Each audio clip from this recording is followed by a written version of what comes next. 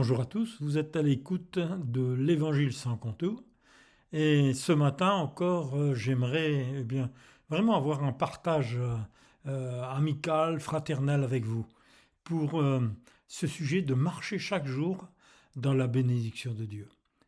C'est vrai que d'abord il faut rechercher le Seigneur et quand nous recherchons le Seigneur, que dans notre cœur il y a cette paix, nous voyons aussi que sa bénédiction repose sur nous. Vous savez, il est écrit que dans Ésaïe 43, verset 19, « Je mettrai un chemin dans le désert ».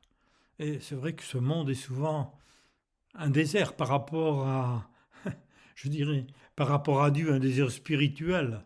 Parce que on entend parler de beaucoup de choses, mais de Dieu, c'est rare dans la bouche des gens. Et la parole de Dieu nous dit, « Je mettrai un chemin dans le désert et des fleuves dans la solitude ». Dans la solitude. C'est toujours la bonne nouvelle qui va porter cette eau fraîche pour vous peut-être qui êtes dans la solitude, qui êtes seul à la maison, ou alors vous traversez un moment, c'est vrai aussi, de désert où vous ne savez pas trop où tourner la tête. Mais j'aimerais partager avec vous, avec mes frères, mes sœurs, mes amis et tous ceux qui sont en pleine réflexion, que cette année nouvelle, 2025, soit bonne et agréable, bien sûr, mais surtout qu'elle garde notre cœur en paix, même au travers de toutes ces nouvelles, quels que soient les événements qui arriveront. Et pour cela, il nous faut prendre du temps avec Jésus-Christ. L'Esprit de Dieu qui vit en nous va nous aider à voir clair et juste. 2 Corinthiens chapitre 3 verset 17 nous dit « Le Seigneur dont il est question, c'est l'Esprit. » L'Esprit. Car là où est l'Esprit du Seigneur, là règne la liberté. Nous avions parlé il y a quelque temps de la liberté de penser.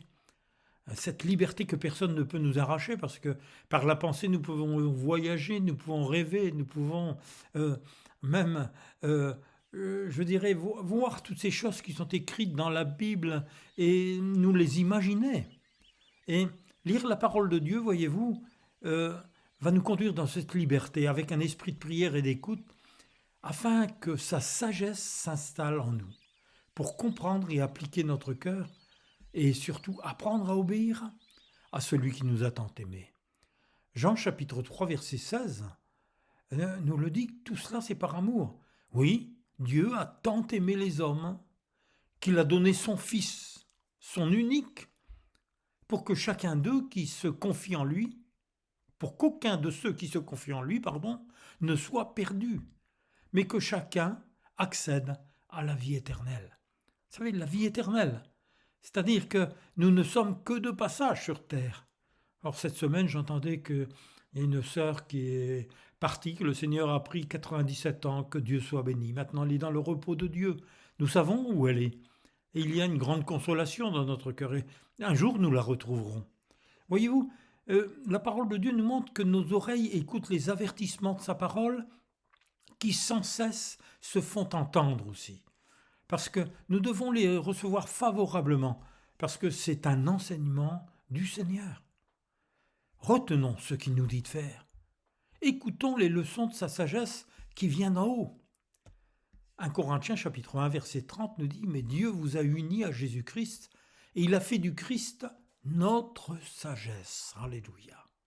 Et c'est le Christ qui nous rend justes devant Dieu, qui nous permet de vivre pour Dieu et qui nous délivre du péché. Jésus nous montre le chemin pour marcher à la lumière de ses paroles. Alors il faut que nous fassions cet effort, nous efforcions de les vivre. Proverbe chapitre 2 verset 3 à 7, écoutez un peu. Il y a des conditions. Il dit, mon fils ou ma fille, si tu reçois mes paroles et si tu gardes avec toi mes préceptes, si tu rends ton oreille attentive à la sagesse, et si tu inclines ton cœur à l'intelligence, oui, si tu appelles la sagesse de Dieu, et si tu élèves ta voix vers l'intelligence, si tu la cherches comme l'argent, ou si tu la poursuis comme un trésor, alors tu comprendras la crainte de l'Éternel et tu trouveras la connaissance de Dieu. Car l'Éternel donne la sagesse, De sa bouche sortent la connaissance et l'intelligence. Il tient en réserve le salut pour les hommes droits, un bouclier pour ceux qui marchent dans l'intégrité. Amen. Alléluia. Voyez-vous, avec le Seigneur, c'est pas question sur un champion, c'est-à-dire toutes les questions sur l'actualité, les artistes, les films, les événements, l'histoire, que sais-je. Non, c'est connaître Dieu, le comprendre, apprendre à le connaître. Là, c'est la sagesse. Là est la vraie connaissance. Jésus est notre vrai berger. Jésus dit dans Jean, chapitre 10, verset 11, « Je suis le bon berger, et le bon berger donne sa vie pour ses brebis. » Et Jésus l'a encore répété à ses disciples dans Matthieu 16, versets 15 à 19. « Et vous, leur dit-il, qui dites-vous que je suis ?» Et Simon-Pierre répondit, « Tu es le Messie, le Fils du Dieu vivant. » Et Jésus, reprenant la parole, lui dit, « Tu es heureux, Simon, fils de Jonas, car ce n'est pas de toi-même que tu as trouvé cela, mais c'est mon Père céleste qui te l'a révélé. » La sagesse de Dieu nous révèle des choses qui vont faire du bien à notre âme, à notre cœur, à notre esprit. Et voyez-vous, même dans la version de Quen, il nous dit « Et moi je te dis que tu es Pierre, c'est-à-dire roc, et sur cette roche je bâtirai mon église, devant laquelle ni le pouvoir de la mort, ni les puissances infernales ne résisteront. Aucun ennemi ne pourra la détruire. Je te donnerai les clés du royaume des cieux, et ce que tu interdiras ou permettras ici-bas sera sanctionné par l'autorité divine. » Voyez-vous, il y a là une signification. C'est pas Pierre le vieux barbu qui se trouve à la porte du ciel pour faire entrer ceux qui sont en train qui quittent cette terre pour entrer dans le paradis, dans le royaume de Dieu. Non, non. Mais il y a une signification des clés. Et une des clés, c'est déjà notre position d'enfant de Dieu. Et la question est là, sommes-nous unis avec Jésus ou séparés de Jésus ? Apocalypse chapitre 1 verset 18 dit, Jésus dit, « J'étais mort et voici je suis vivant au siècle des siècles et je tiens les clés. » Voyez-vous, il y a toujours des exemples dans la parole de Dieu. Nous allons le prendre, celui-là. Il nous fait du bien à notre âme.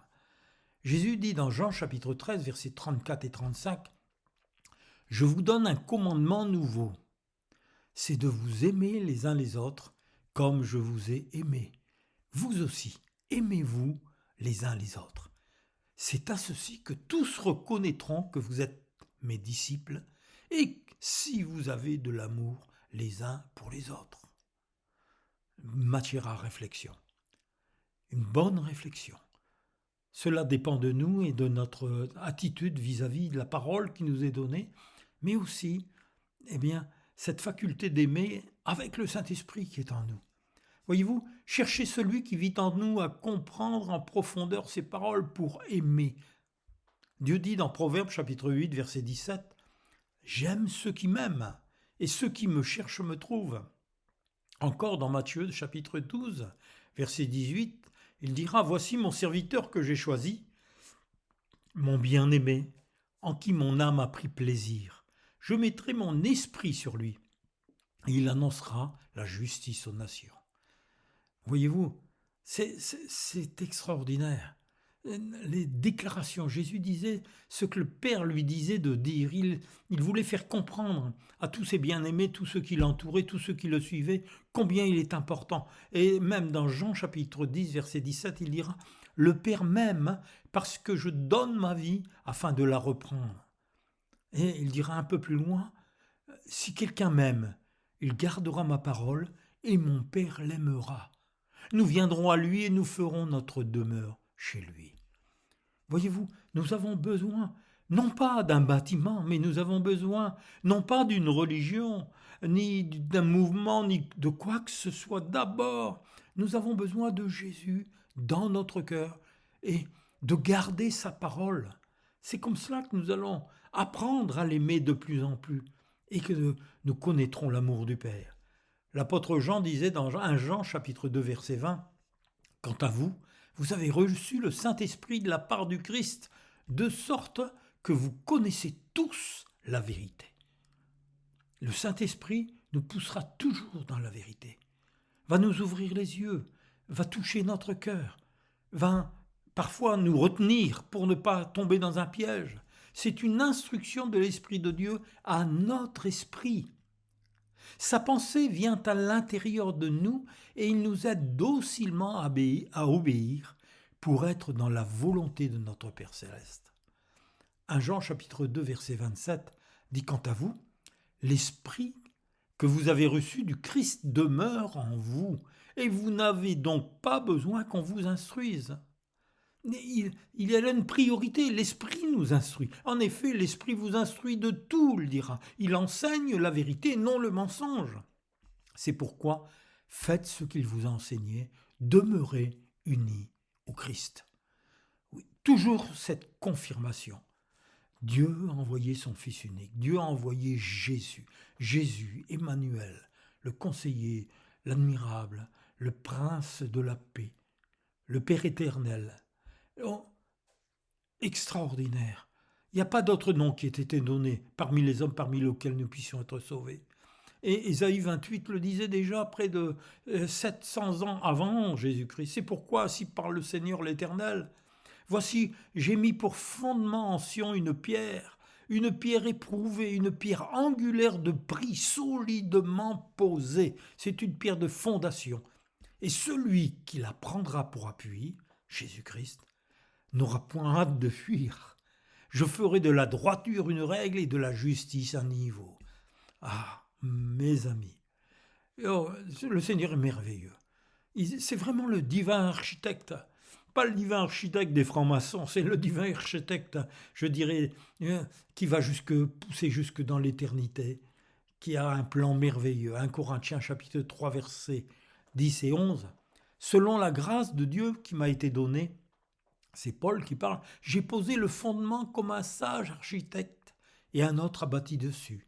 Mais que chacun prenne garde à la manière dont il bâtit dessus, car personne ne peut poser un autre fondement que celui qui a été posé, c'est-à-dire Jésus-Christ. Jésus-Christ est le fondement. Et Pierre ajoutera un peu plus loin, 1 Pierre chapitre 2 versets 3 et 4, et aussi le verset 5 et le verset 9, si vous avez constaté combien le Seigneur est bon, au travers de tout ce qu'il a fait dans votre vie, au travers de tout ce qu'il a fait dans votre famille, au travers le changement qu'il a fait en vous, eh bien cela va vous donner de la force pour vous approcher encore plus du Seigneur Jésus, la pierre vivante, rejetée par les hommes, mais choisie et jugée précieuse par Dieu. Beaucoup d'humoristes font des moqueries sur Jésus.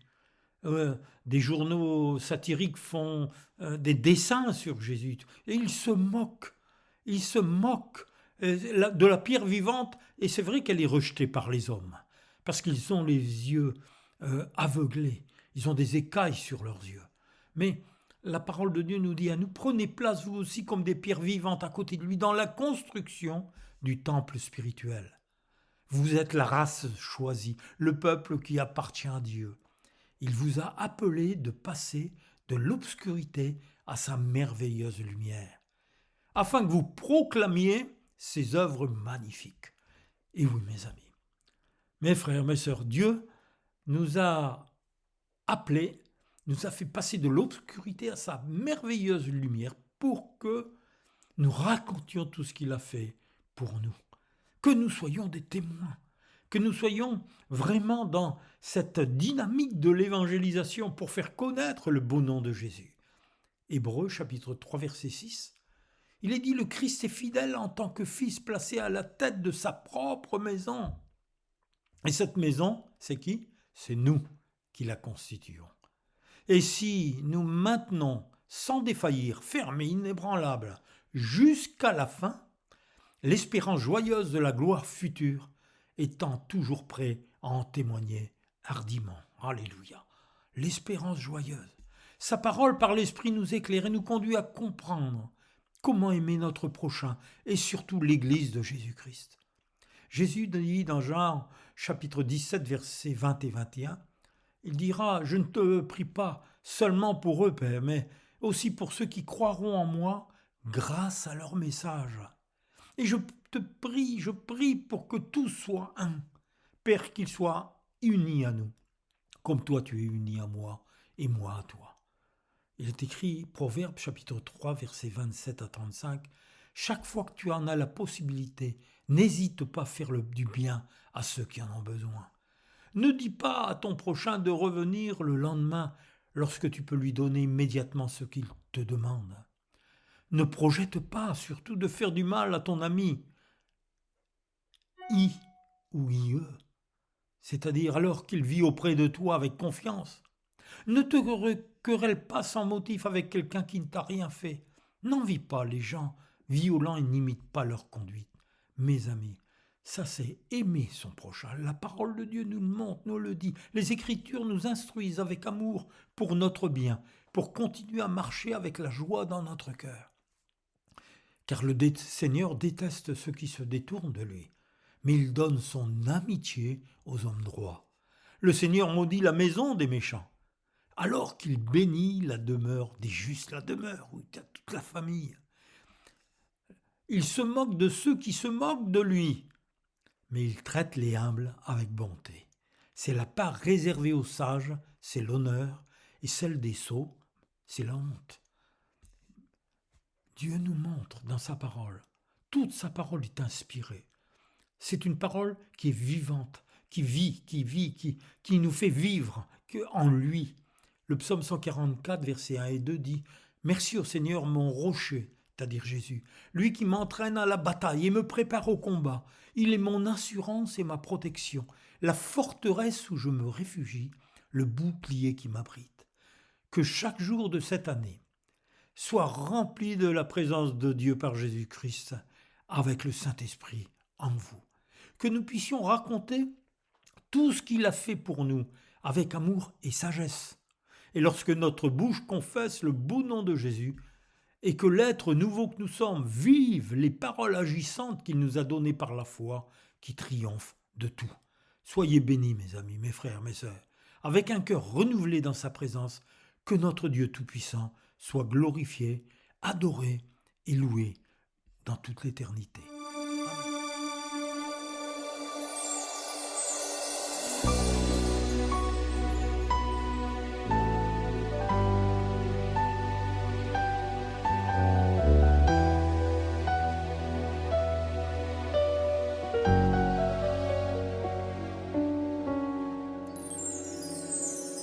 Un seul mot de mon Dieu et tout devient possible. Un seul mot de Jésus et tout est accompli. Qu'importe la maladie ou le problème dans ta vie, un seul mot de Jésus et tout est accompli.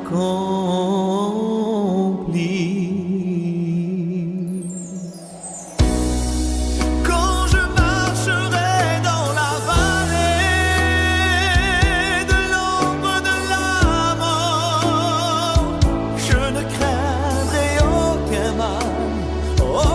mal, car il est avec moi.